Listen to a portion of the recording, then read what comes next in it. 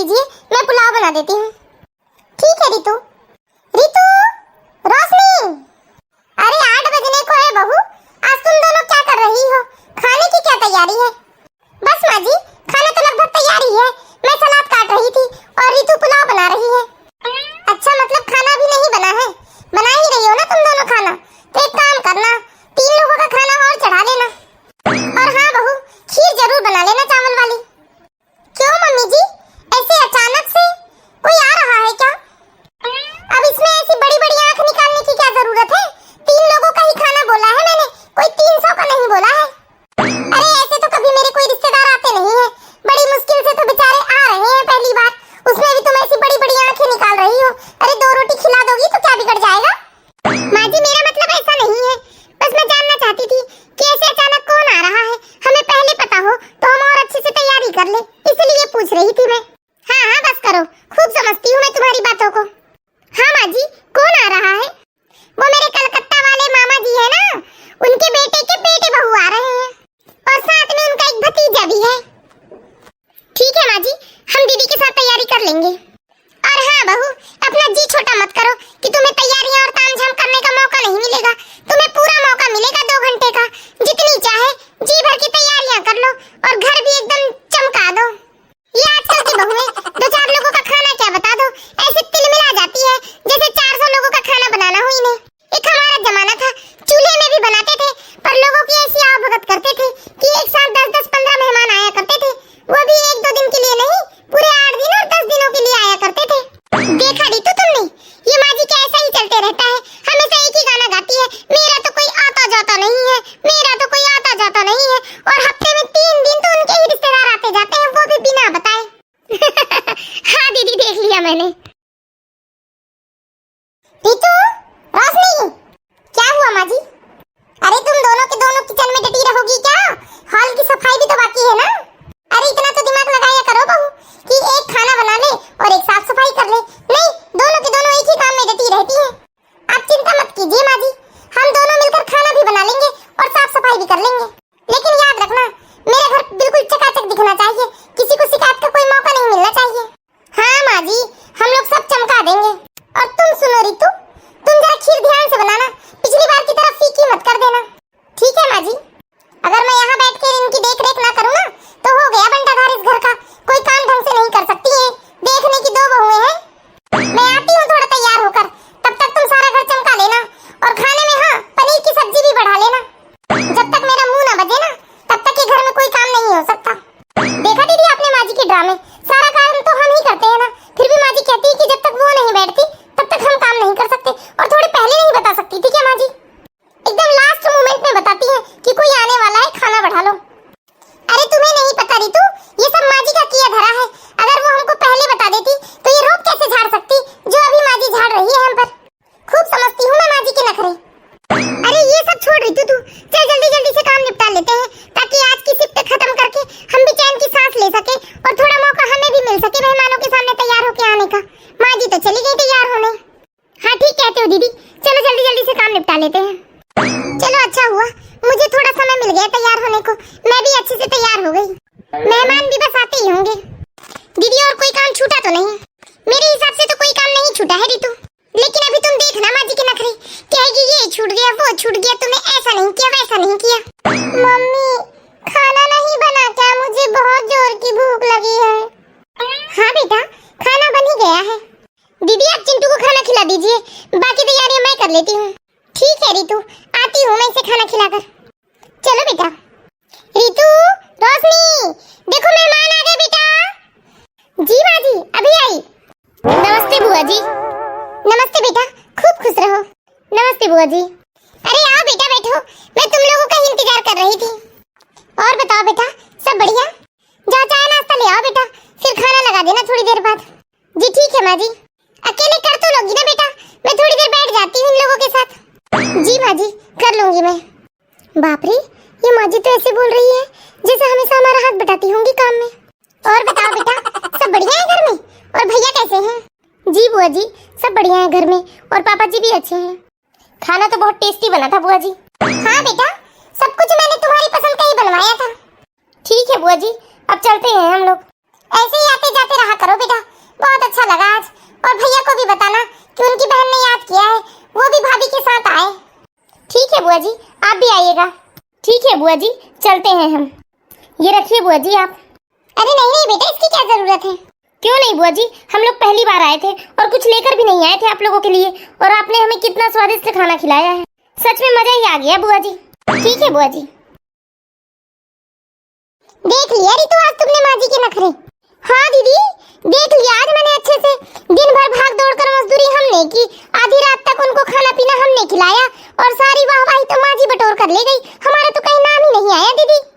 सिर्फ वाहवाही ही लूट कर नहीं ले गई रितु माँ जी, वो भैया ने जो 2000 रुपए दिए ना माँ जी को, वो भी चट कर गई, हमको कुछ नहीं देने वाली है माँ जी उसमें से। अरे ऐसा ही होता है रितु इस घर में, और आगे आगे देखती जाओ, गधा मजदूरी हम करेंगे और बोनस माँ जी लेकर जाएगी। अरे पैसे वैसे तो ठीक है दीदी, हमें कुछ नहीं चाहिए, पर क्या हमने इतना सब कुछ किया तो चलो मेहमानों का तो जाने दो, माँ जी तो हमारी तारीफ में 2 शब्द कह सकती थी। अरे तुम कितना भी कुछ कर लो रितु, माँ जी का तो ऐसा ही चलता है।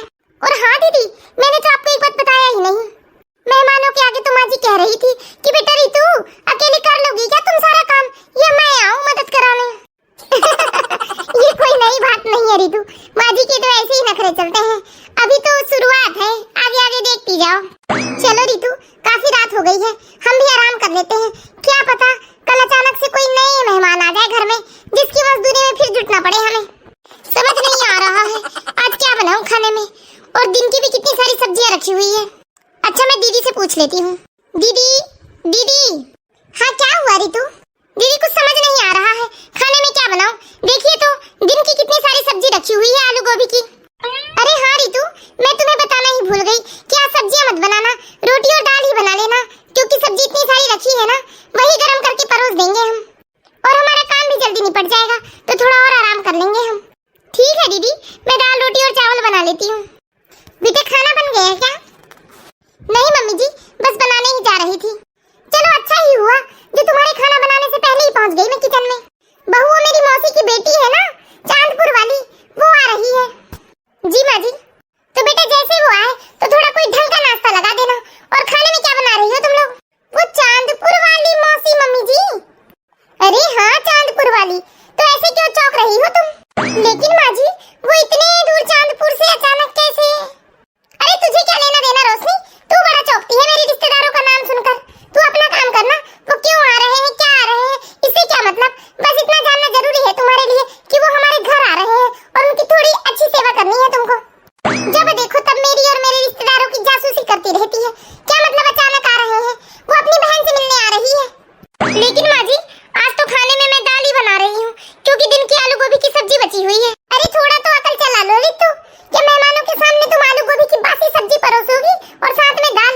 नहीं ना ना ना, ऐसा नहीं चलने वाला, मेरी बहन वैसे तो 3-4 साल में आ रही है आज, और वो भी बासी सब्जी खिलाओगे तुम उसे?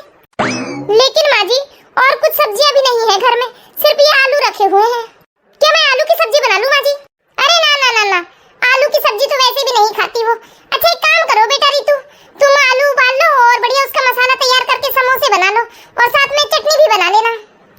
लेकिन माँ जी मौसी तो आलू की सब्जियां नहीं खाती ना, आलू तो उन्हें डॉक्टर ने मना किया है, फिर समोसे कैसे खा पाएंगे? कैसे बच्चों जैसे सवाल करती हो रितु तुम?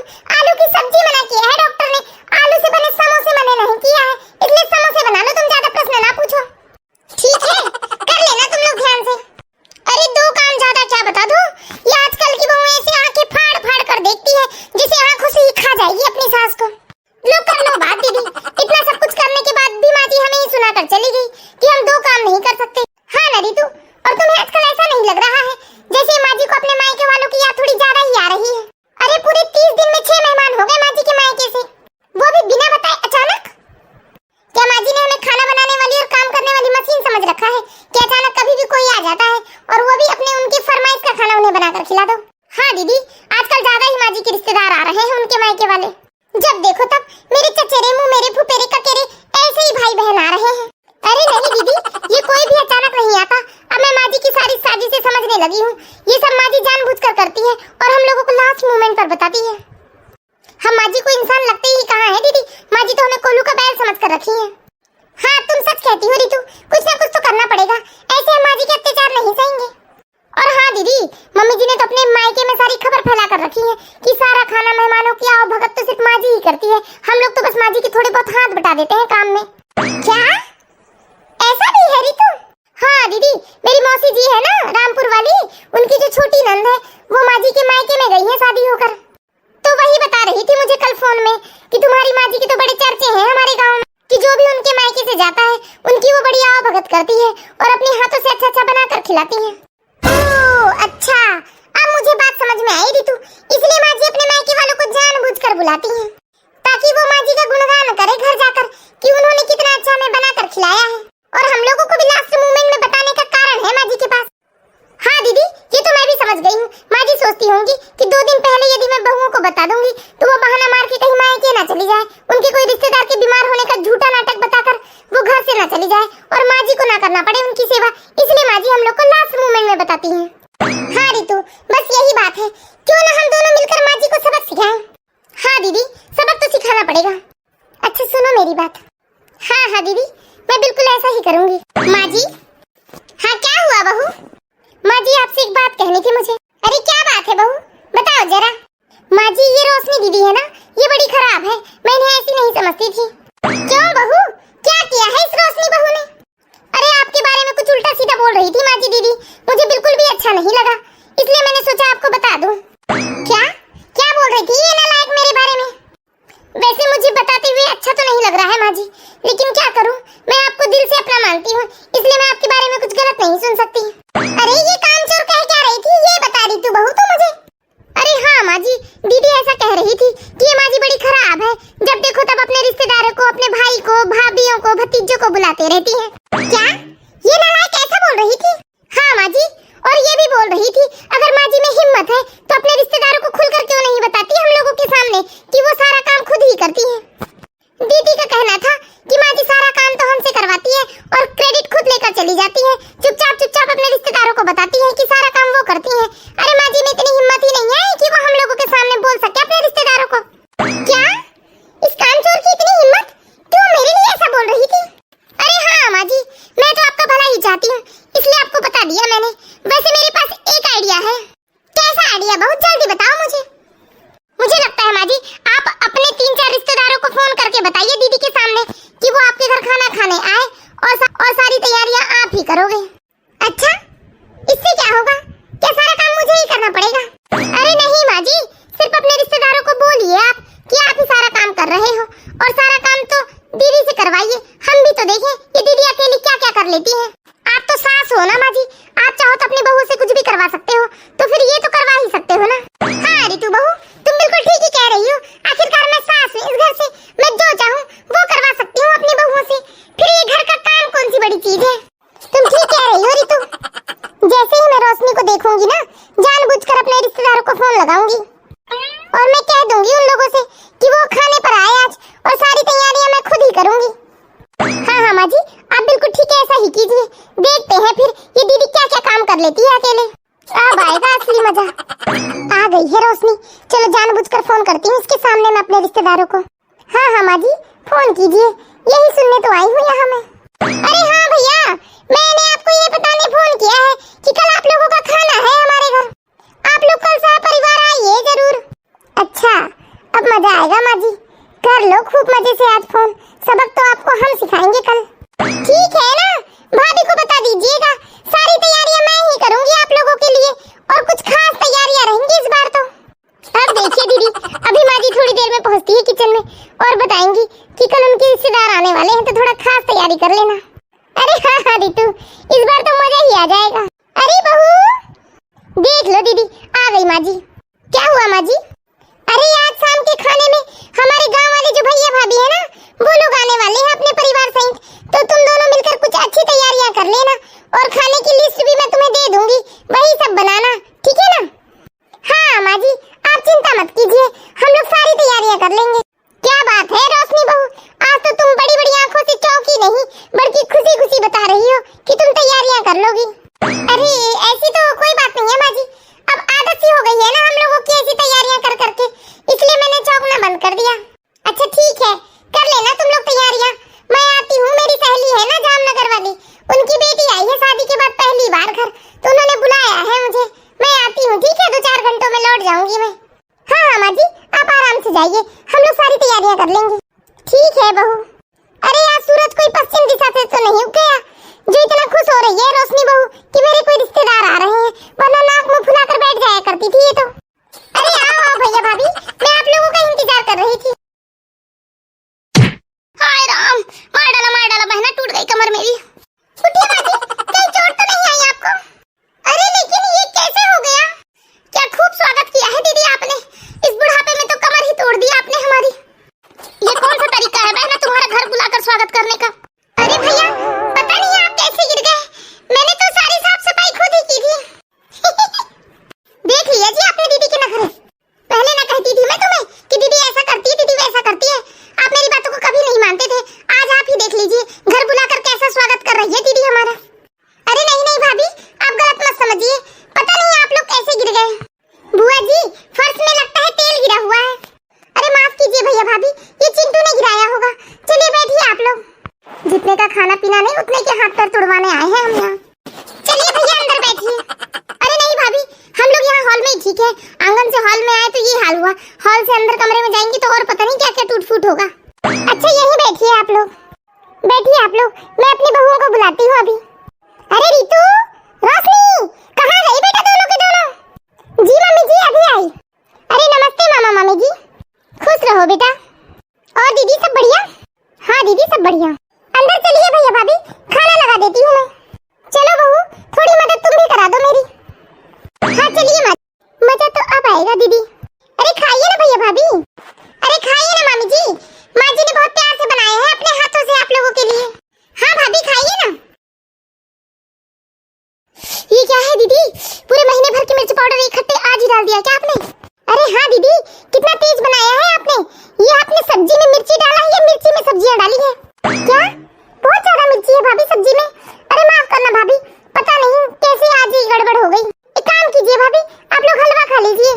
क्या दीदी, हलवा में तो आपने शक्कर ही नहीं डाला है। मुझे कुछ समझ में नहीं आ रहा है, ये सब गड़बड़ कैसे हो गई आज? वाह दीदी, क्या खूब मेहमान नवाजी की है आपने। अरे मुझे माफ कर दीजिए, पता नहीं ये सारी गलतियाँ कैसे हो गई आज मुझसे। हाँ बहना, ये कौन सा तरीका है घर में बुलाकर इस तरह बेइज्जती करने का? एक तो तुम्हारे घर में घुसते ही कमर टूट गई हमारी, और ये खाना खाना है या जहर दे रही हो तुम हमें? अरे मैं तो आना ही नहीं चाहती थी दीदी, ये तो आपके भैया की वजह से आई मैं मजबूरी में। हाँ बुआ, ये ठीक नहीं किया आपने, मैं आज के बाद कभी नहीं आऊंगा बहन तुम्हारे घर। चलो बेचारी बहुओं की गलती होती तो उन्हें भी दो बात सुना देते हम कि हो गई होगी बच्चों से गलती, लेकिन दीदी ने तो सारी तैयारियां खुद ही की थी, फिर भी ऐसी गलती दीदी से। चलो कुसुम भैया मुझे माफ कर दीजिए, मैंने ये सब जानबूझकर नहीं किया। अब रहने भी दो बहन, कोई तुम छोटी बच्ची नहीं हो जो तुमसे इतनी बड़ी बड़ी गलतियां हो जाएगी। अरे आज के बाद कभी नहीं आऊंगी आपकी बहन के घर में, मुझे माफ कर दीजिए भाभी, ये सब मैंने जानबूझकर नहीं किया है। रितु मुझे लगता है हमें सच्चाई बता देनी चाहिए, मामला कुछ ज्यादा बिगड़ते जा रहा है। हाँ दीदी, हम सब कुछ बता देते हैं। आई एम सॉरी मामा मामी जी, यहाँ माँ जी की कोई गलती नहीं है। क्या क्या मतलब तुम्हारी माँ जी की गलती नहीं है? हमने माँ जी को सबक सिखाने के लिए ये सब किया है मामा मामी जी। कैसा सबक बहू? माँ जी हमें कभी नहीं बताती थी एक दिन पहले कि कोई आने वाला है, और लास्ट मोमेंट में बताया करती थी कि कोई आ रहा है तो तुम खाना ज्यादा बना लेना। और हम दोनों देरानी जेठानी जी जान लगाकर इतनी मेहनत करते थे और मेहमानों के खूब आवभगत किया करते थे, लेकिन माँ जी तो सारा क्रेडिट खुद ले जाती थी और साथ ही उन लोगों को बता देती थी कि ये सारी तैयारी उन्हीं ने की है। क्या बहना तुम ये सब करती थी? मुझे माफ कर दो रितु रोशनी, अब मुझे समझ में आया कि मैं क्या गलतियाँ किया करती थी। सच में मैंने तुम लोगों को बहुत परेशान किया है, जिसकी क्या खूब सजा मिली है मुझे आज। देख लो दीदी, बड़ी किस्मत वाली हो आप जो इतनी ईमानदार बहुएं मिली है, कम से कम बेचारी अपनी गलतियां तो बता रही है